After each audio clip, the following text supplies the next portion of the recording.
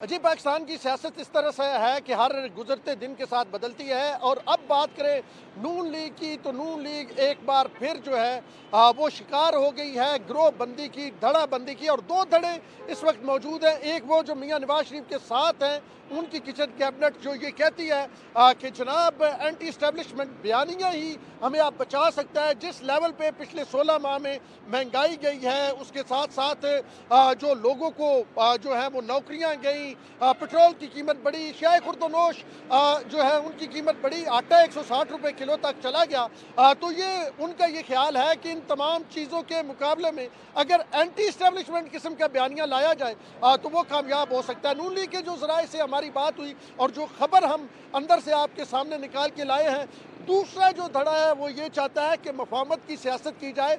और एक बार जो इमरान खान अगर साइड लाइन पे हो गए हैं, तो किसी तरह नून लीग को 5 साल का मैंडेट लेना चाहिए, मियां नवाज शरीफ को वापस आना चाहिए। और उसके बाद फिर अगर कोई एंटी इस्टेब्लिशमेंट बयानिया बनाना है तो वो बनाया जाए।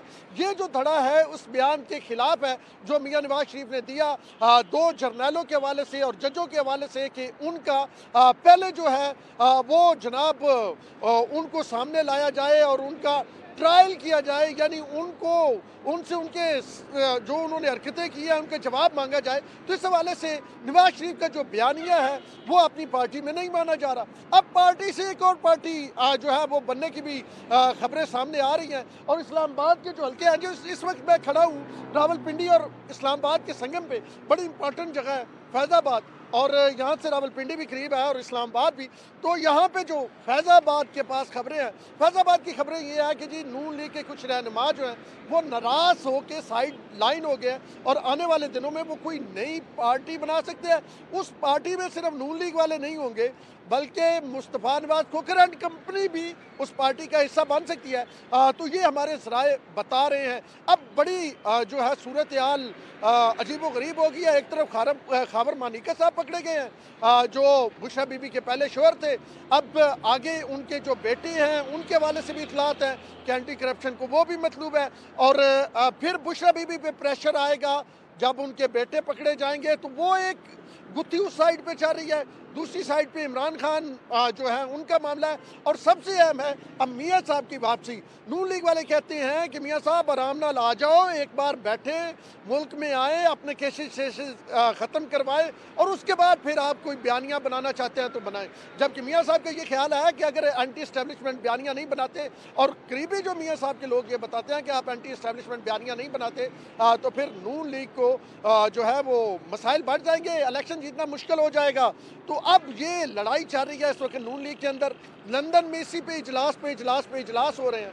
और फिर 28 तारीख को यही जहाँ पे मैं खड़ा हूँ इसी जगह का फैज़ाबाद धरना केस जो वो उसकी समाप्त होगी। तो ये बड़ा इम्पॉर्टेंट है। ये जो 2 वीक्स हैं, बताया ये जा रहा है, जिन हमारी सियासी पंडितों से बात हुई है वो ये बता रहे हैं 2 वीक बड़े इंपॉर्टेंट है। और इन 2 वीक्स में बहुत सारी चीज़ें बदल सकती हैं, बहुत सारी गिरफ्तारियां भी होनी हैं इन 2 वीक्स में। तो हम आपको आगाह रखेंगे साथ डिजिटल के जरिए कि आने वाले दिनों में कौन सी गिरफ्तारियां हो रही हैं। लेकिन ये ज़रूर है कि नून लीग इस वक्त मखमसे का शिकार है। और नून लीग की वो जाते जाते ये भी बता दूं कि वो क़यादत जो कहती है कि एंटी इस्टेब्लिशमेंट बयानिया नहीं बनाना, उसका ये ख्याल है कि अगर नून लीग एंटी इस्टेब्लिशमेंट बयानिया बनाएगी तो उसका फ़ायदा पाकिस्तान तहरीक इंसाफ को होगा। और पाकिस्तान तहरीक इंसाफ जो बिल्कुल मफलूज की हुई है, किसी तरह नज़र आ रही है सियासी पार्टियों को कि मफलूज हुई पड़ी है, तो उसमें फिर एक जान पड़ जाएगी और उसमें इमरान खान के लिए भी कोई रास्ता निकल सकता है। तो इस वक्त नून लीग अपने पत्ते खेल रही है। और जाते जाते मैंने कहा ज़रा आसफ जरदारी साहब का भी बता दूँ। आसफ अली जरदारी साहब जो है वो कैलकुलेटेड गेम खेल रहे हैं। इस वक्त मुख्तलिफ जगहों से राब्ते में है, केसेस खुल गए हैं।